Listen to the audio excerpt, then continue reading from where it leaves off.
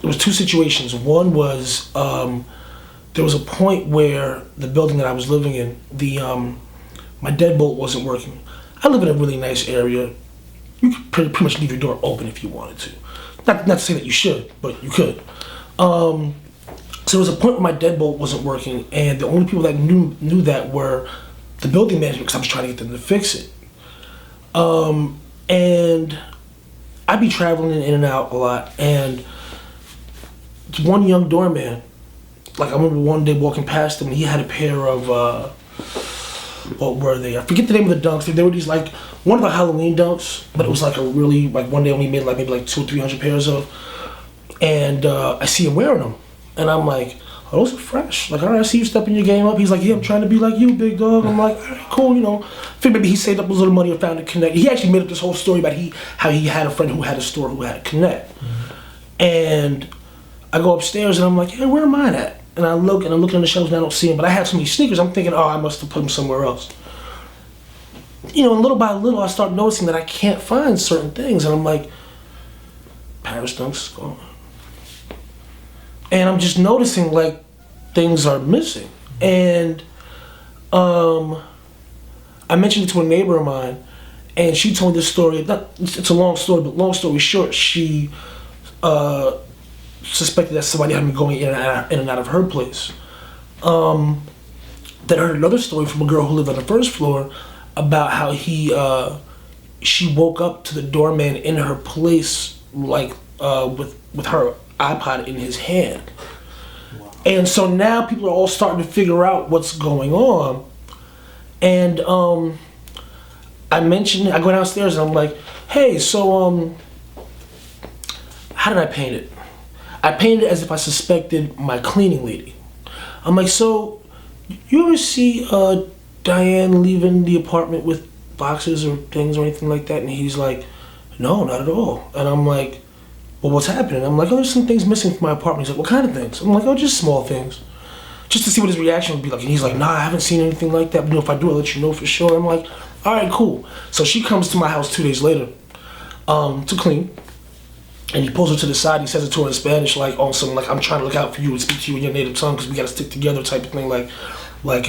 So Just thinks, you know, saying things are missing from his apartment and he's asking questions about you. Meanwhile, she already knew that I had asked him about this. Right.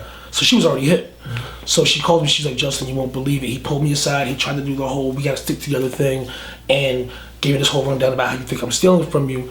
And I'm like, did he say what, and then she says, well, did he say what kind of things? And he's like, no, he just said small things. And then she asked me a few more questions, that he said something like, well, he didn't say anything about sneakers, but she never said anything about sneakers. Right. So he gave himself up right there. Mm-hmm. So, around that same time is when everybody from the building started figuring out what was up.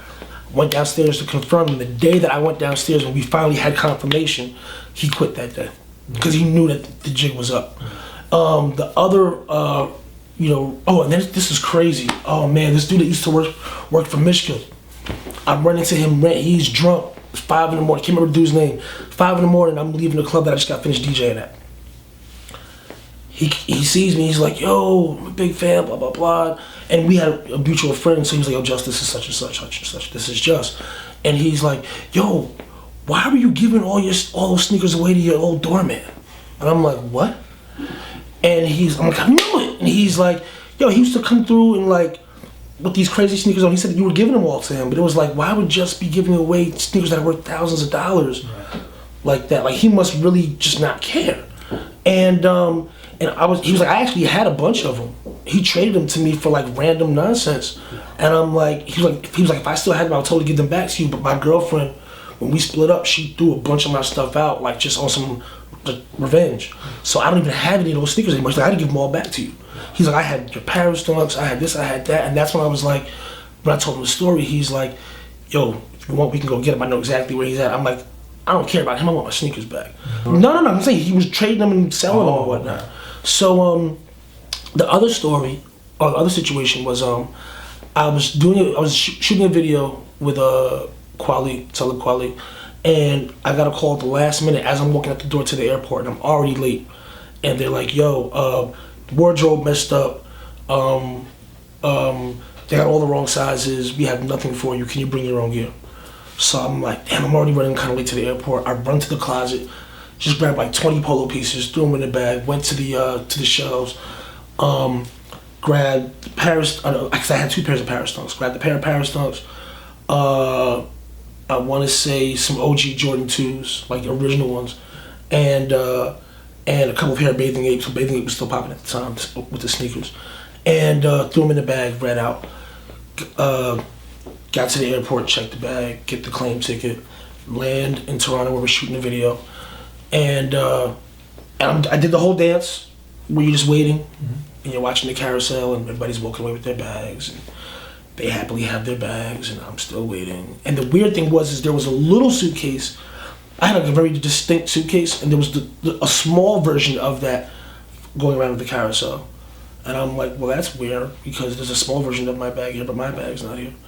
So I go to the ticket counter, or the luggage counter, and they're scanning people's tickets. They're like, oh, sir, your bag accidentally went to Miami. Oh, sir, your bag actually accidentally went to New York. It'll be here tomorrow. Or your bag's in Florida. It'll be here tomorrow. Whatever. Telling people where their bags are. They scan my ticket. They're like, bloop, bloop. They're like, sir, you don't have a bag.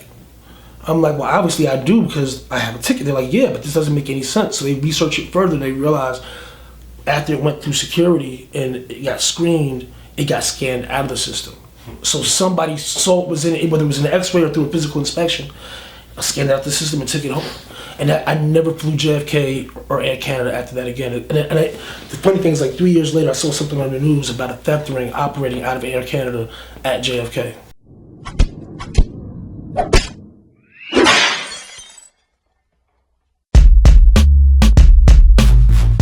He gets you sick. Like you want to rob Kanye. No, for real. You want to rob him. Like you be in the studio with him, and he rocking the Red Octobers 8 months ago, and you want to just rob him. Like I'm a sneaker head. Like I want to get him for his sneaker. There was even a line about that. Like Lloyd Banks had a rap line that goes, "Shit'll get uglier than a Masterpiece sneaker." That's how bad it was.